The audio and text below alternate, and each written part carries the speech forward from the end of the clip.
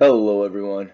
All right, today I am coming live to you from my living room. I'm not at my desk. I decided to make this pretty short video because some things have been bugging me a little bit as far as some debates I've been having with some friends with regard to the usefulness of college entrance exams. Right now we're in this time of COVID, and different colleges are talking about how they're going to restructure exams, if they're going to have exams for graduate schools, whether it's the GRE or the LSAT, as far as whether or not students should be taking them next year in order to get into school, which I think is a separate conversation. Some people are going a little bit further and saying now that these exams are going to they might get rid of them for this upcoming class because of COVID. Maybe we should just get rid of college entrance exams altogether. And I'm going to try to explain in this very quick video all my thoughts with the way that I like to try to explain it with some of my students who argue with me about it, as well as my friends who argue with me about this all the time.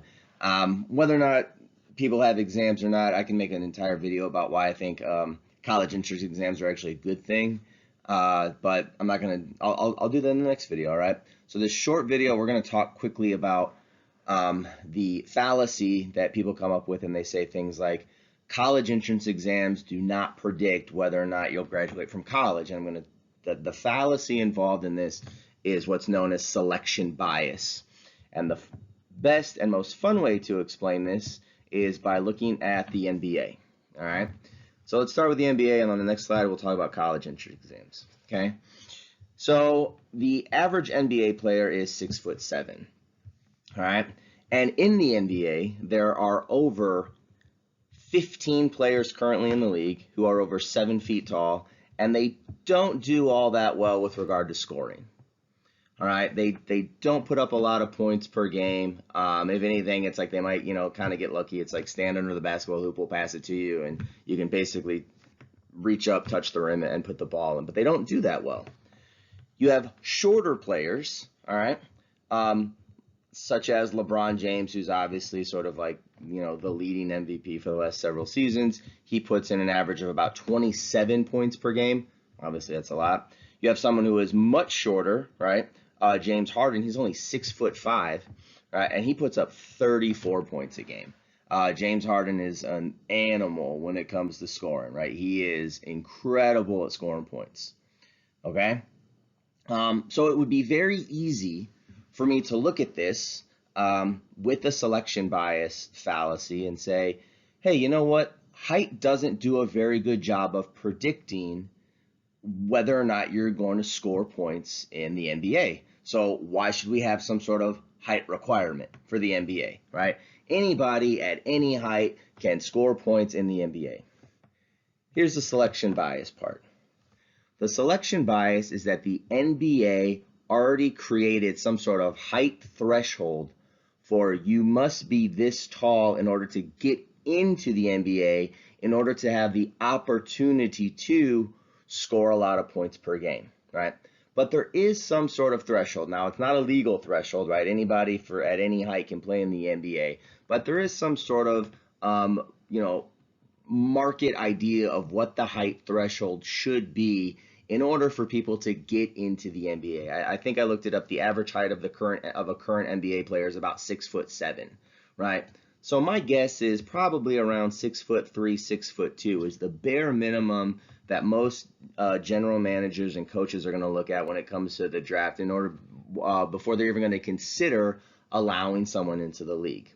So to sit here and say that height does not matter when it comes to scoring points in the NBA is actually inaccurate, because height does matter, because the NBA already selected people of certain heights in order to be in the NBA. Now, here's where people mess up, and this is how we're going to translate it to the college entrance exam stuff. Once you're in the NBA, right, once you've selected yourself out of the general population of people and you've made it to the NBA, now height might not be a factor, right? As we see with people like James Harden and LeBron James, right? Height doesn't seem to be as much a factor, but these individuals were already selected into an elite group of athletes who reach a certain height in order to have the opportunity to put up, so many points per game. All right. So we have to make sure, are we talking about height doesn't matter when it comes to scoring points, or height doesn't matter after height already previously mattered? We selected those very tall people out of the general population, put them in the NBA. So height mattered in the first selection, and now once the people are in the NBA, the small group of people we already selected for their height, now height doesn't have as much of a factor when it comes to scoring points. Let's look at how this works when it comes to people who say things like we should just get rid of the SAT or the ACT when it comes to college entrance exams. They use the same fallacy. All right, and this is how the fallacy works. So just for reference, the perfect SAT is 1600, the perfect ACT is 36. Perfect SAT, I apologize, 1600. Perfect ACT is 36, right? The average incoming student in Harvard, depending on kind of where you Google at, right, it's around a 1500. Now, it's obviously going to fluctuate a little bit, but it's around a 1500. So it's near perfect, right, in order to get into Harvard. Now, what people say is, well, there's a lot of people in Harvard, and based on their test scores of the people who are already admitted into Harvard, we can't predict who's going to graduate from Harvard and who's not going to graduate from Harvard. So then they follow up with, therefore, we should just completely get rid of an entrance exam. They use the same fallacy with regard to the MBA example. All right. So just because once you get a freshman class into Harvard, you might not be able to predict who's going to graduate and who's going to not graduate. But to say we should just completely get rid of entrance exams would be a selection bias fallacy, because you already selected extremely intelligent seniors in high school who have gotten around a 1500 or higher on their SAT in order to go to Harvard and have the opportunity to perform in the first place, right? So you need some sort of bare minimum threshold so that people could even compete to try to graduate from Harvard. And the same thing is true with the MBA. You need some sort of bare minimum threshold of height so that people can get into the NBA, and then they can compete for points per game scoring champion. All right. So to say we should just get rid of all entrance exams would be an inaccurate assessment of what entrance exams actually do. Entrance exams let you tell you what's the bare minimum threshold a person needs in order to compete for graduating from wherever school you're going to, right?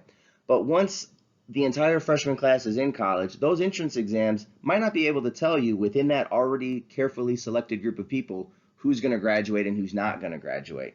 But what those entrance exams will tell you is the people who meet this bare minimum threshold at least have an opportunity to compete for graduation. With the MBA, people with a certain height now you have to reach a certain height. Now you have the opportunity to compete for putting points up in an NBA basketball game. All right. So it's kind of a yes or no type of scenario, but people grossly overestimate the no aspect of college entrance exams. So high school, college test, right? College entrance exams, they do predict who is going to be able to succeed in college, but not the way you think. All right. They cannot predict if you're going to graduate once you are already in the door, right?